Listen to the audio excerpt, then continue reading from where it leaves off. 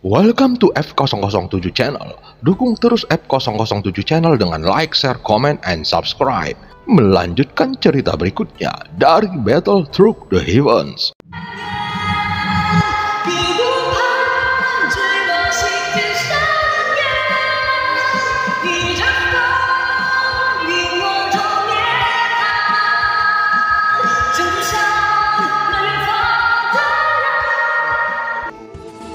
Selamat beraktivitas dan terima kasih atas dukungannya selama ini.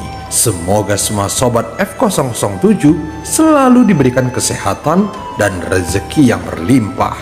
Amin ya robbal alamin. Pada part sebelumnya, Xiaoyan masih tidak mengerti dengan rencana Ratu Kuil kuno sehingga membiarkan kehampaan Laut Barat diinvasi Taisu. Walaupun dia menduga itu berkaitan dengan pertumbuhannya, namun Xiaoyan merasa itu harga yang terlalu besar dan tidak bisa menerimanya. Setelah mendapatkan perintah Xiaoyan, pasukan 50.000 keabadian para dewa bergegas keluar bahtera dan mulai membantai pasukan Taisu.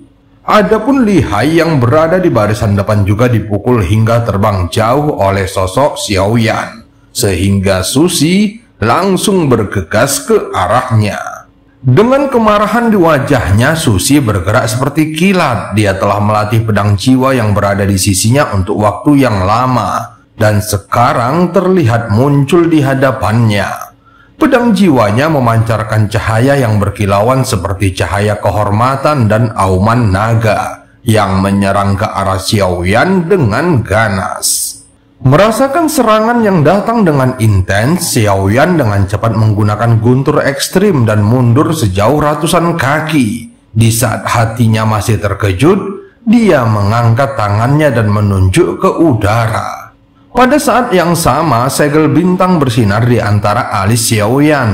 Disertai angin yang bertiup kencang, terlihat jari raksasa yang terbentuk di udara diselimuti oleh cahaya emas sehingga terlihat jelas garis-garis di kulitnya. Meski tidak bisa dianggap sebagai serangan puncak, tetapi untuk menghadapi serangan yang datang ini, Xiaoyan merasa itu sudah cukup. Namun ketika jari bintang bertemu dengan serangan dari pedang jiwa yang mematikan, terdengar suara benturan yang keras dan serangan itu langsung menembus jari bintang lalu menghancurkannya. Pedang jiwa yang mematikan terus mempercepat lajunya dan menusuk langsung ke arah Xiaoyan. Sial, serangan ini terlalu kuat untuk kuatasi. Xiaoyan berpikir di dalam hatinya sambil menghindar. Kamu hanyalah semut. Aku tidak akan membiarkanmu lolos dengan mudah. Setelah menerobos pertahanan Xiaoyan, Susi langsung tersenyum dingin seolah-olah dia menemukan kepercayaan dirinya kembali. Dia menduga bahwa Xiaoyan tidak sekuat yang dibayangkannya. Pada saat ini di sekeliling Xiaoyan, keabadian para dewa dari dunia kuno, dewa abadi dan iblis terus menyerbu ke arah pasukan Taisu dengan gila-gilaan. Mereka juga bermaksud membantu Xiaoyan, namun Xiaoyan segera menggelengkan kepalanya. Biar aku yang mengurus ini. Jangan biarkan satupun yang tersisa, termasuk kapal induk mereka. Xiaoyan berkata dengan suara dingin menghadapi serangan pedang jiwa yang datang. Dengan menggunakan guntur ekstrim, dia dapat dengan mudah menghindarinya. Serangan ini seolah-olah seperti gelombang besar yang tak bisa dihindari. Xiaoyan berpikir di dalam benaknya sambil melihat pedang jiwa yang datang mendekat. Dia segera mengeluarkan penguasa berat Suan dari punggungnya dan mengayunkannya ke depan.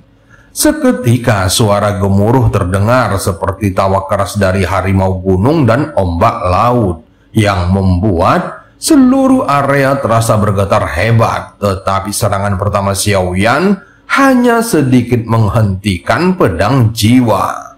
Bagaimana bisa dengan kekuatan seperti itu melawan serangan mematikan dari pedang jiwaku? Serangan ini mengandung kekuatan 10.000 jiwa dewa petarung. Meskipun belum sepenuhnya disempurnakan hingga batasnya, namun itu bukanlah sesuatu yang bisa kamu lawan. Dasar sampah sensi. kamu tidak akan bisa menahan pedang jiwa ini. Susi segera menggerakkan kedua jarinya. Pedang jiwa yang mematikan langsung mengejar Xiaoyan dengan kecepatan luar biasa. Xiaoyan tetap tenang menghadapi serangan dari pedang jiwa. Dia tahu bahwa kekuatan pedang jiwa ini sebenarnya belum mencapai level tertinggi.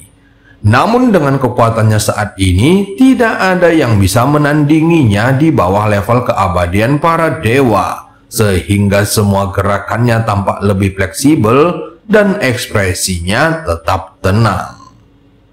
Tentu saja Susi merasakan situasi ini dan dia melihat para prajurit Taisu di sekitarnya mulai dihancurkan dengan cepat oleh pasukan Xiaoyan seperti gelombang pasang. Bahkan jumlah korban di pihak mereka sudah mencapai ribuan prajurit. Sebelumnya dia berpikir dengan kekuatan abadi pada armor dewa palsu dan ribuan prajurit, mereka dapat mengatasi ini dengan mudah. Namun kecepatan pemusnahan dari pasukan Xiaoyan melebihi ekspektasinya dan itu terjadi begitu cepat. Bahkan mereka tidak membutuhkan waktu lebih dari satu batang dupa untuk menghancurkan pasukan Taisunya. Menyadari situasi yang semakin buruk, Li Hai yang berada di atas kapal induk segera mengambil inisiatif mundur. Sial, orang-orang ini terlalu kuat. Bagaimana ini bisa terjadi? Seharusnya mereka berada di medan perang utama di kehampaan Laut Timur. Bagaimana mungkin masih ada banyak kekuatan yang kuat di sini? Sebenarnya dari mana mereka berasal dan mengapa bisa muncul di sini? Li Hai tampak sangat ketakutan, apalagi sebelumnya dia sudah merasakan serangan Xiaoyan dan menyadari ada sesuatu yang salah. Saat melihat pertarungan antara Xiaoyan dan Susi dari kejauhan, dia segera mengambil inisiatif untuk mundur. Kita tidak mungkin bisa melawan mereka. Terus bertarung di sini hanya akan membawa kematian. Aku harus segera memanggil bala bantuan. Susi, demi situasi keseluruhan, kamu tidak bisa menyalahkanku. Susi segera menyadari ada yang tidak beres dan mengalihkan pandangannya ke kapal induk Taisu. Saat ini dia melihat Li Hai langsung memasuki kapal induk dan mengambil alih kendali. Kemudian dalam sekejap, kapal induk itu menghilang tanpa jejak. Xiaoyan melihat adegan ini dan mengerutkan alisnya. Memanfaatkan kesempatan saat konsentrasi Susi teralihkan, Xiaoyan langsung melancarkan serangan ketiga dari penguasa berat Suannya. Dengan kekuatan luar biasa, serangan ini menghantam pedang jiwa yang menyebabkan kerusakan parah hingga retak. Saat berikutnya, Susi kembali mengarahkan pandangannya pada Xiaoyan dan sekali lagi melancarkan serangan, kemudian menebaskan pedang jiwa yang mematikan ke arah Xiaoyan.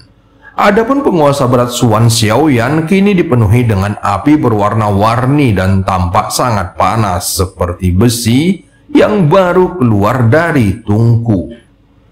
Menghadapi pedang jiwa yang mematikan, serangan Xiaoyan kali ini bukanlah teknik biasa, tetapi kekuatannya sangat besar. Kekuatan Heart of Flame secara bertahap terlihat semakin menunjukkan kehebatannya, seiring meningkatnya kekuatan Xiaoyan.